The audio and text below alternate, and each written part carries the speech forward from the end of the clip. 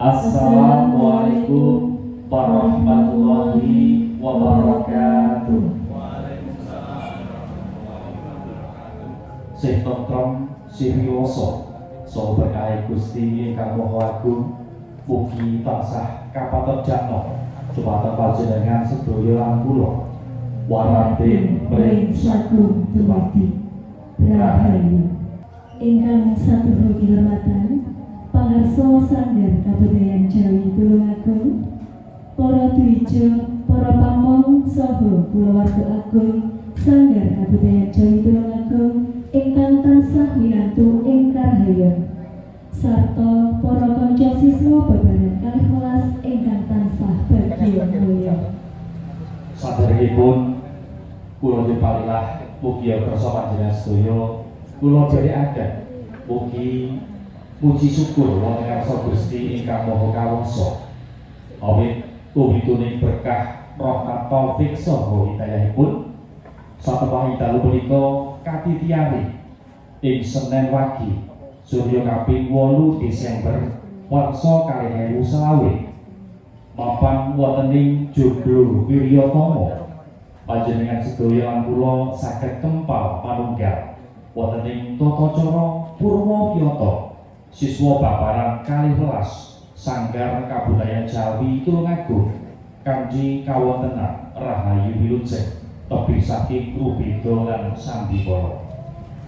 Shalawat salam mugi tansah konjuk dumateng Nabi Agung Muhammad sallallahu alaihi wasallam ingkang tansah karantung syafaatipun bejang wonten ing yaumul qiyamah. Amin ya rabbal alamin. Para tamu ingkang pantos sintarsana minangka pambiwara kepareng kula maosaken urut lampahing tata cara ing dalu menika. Nggih ingkang sepisan pambuka ingkang angka kalih pabati harjo ugi tanggap para saking pangarsa Sanggar ugi badhe katindakaken pitepangan para dwija sarta pamong Sanggar Kabudayan Jawi Tulungagung. Kalajengaken atur tumanggep lan panggreta saking Purnawiyata babaran 11 sadangunipun ngayahi pawiyatan wonten ing Sanggar Kabudayan Jawi Tulungagung. Ingkang salajengipun maosaken paugeran pasinaon Sanggar Kabudayan Jawi Tulungagung. Tata cara ing dalu menika katutup kanthi kajatan lan donga pamuji. Para tamu ingkang bagya mulya, pinangka pambukaning tata cara sumangga ndedonga anut agami lan kapitadosanipun piyambak-piyambak. Ndedonga kawiwitan.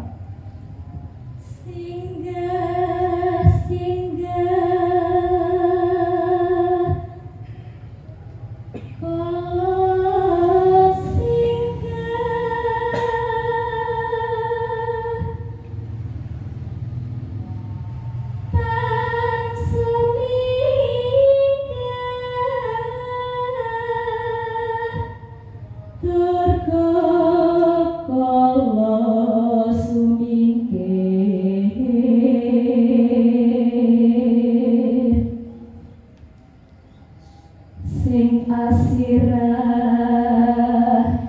sing asuku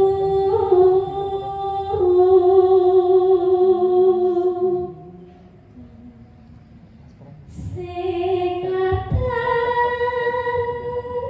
kasar moto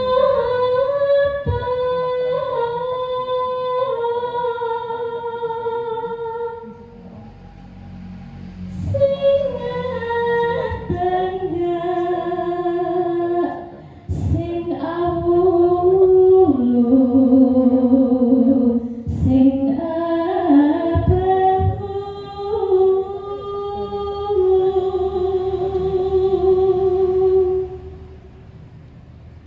kabeh padha sumingkira ing dalam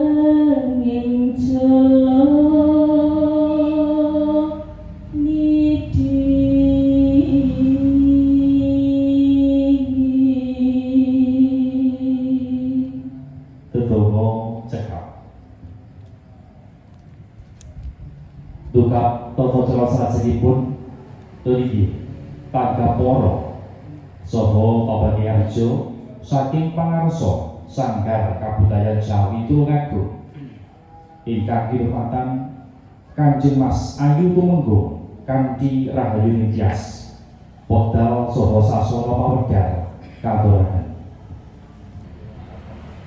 Kasusun atur kumanggap lan panggreta saking Purnawiyata babaran 11 ingkang badhe kasalira kadang kula Mas Barung Santoso kasumanggaken.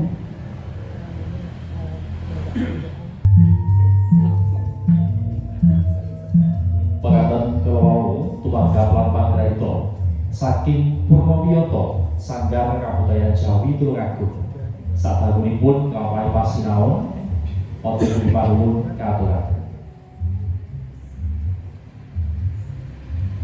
Nggap tata cara salajengipun inggih menika maosaken paranatan pawiyatan utawi paugeran pasinaon Sanggar Kabudayan Jawi Tulungagung.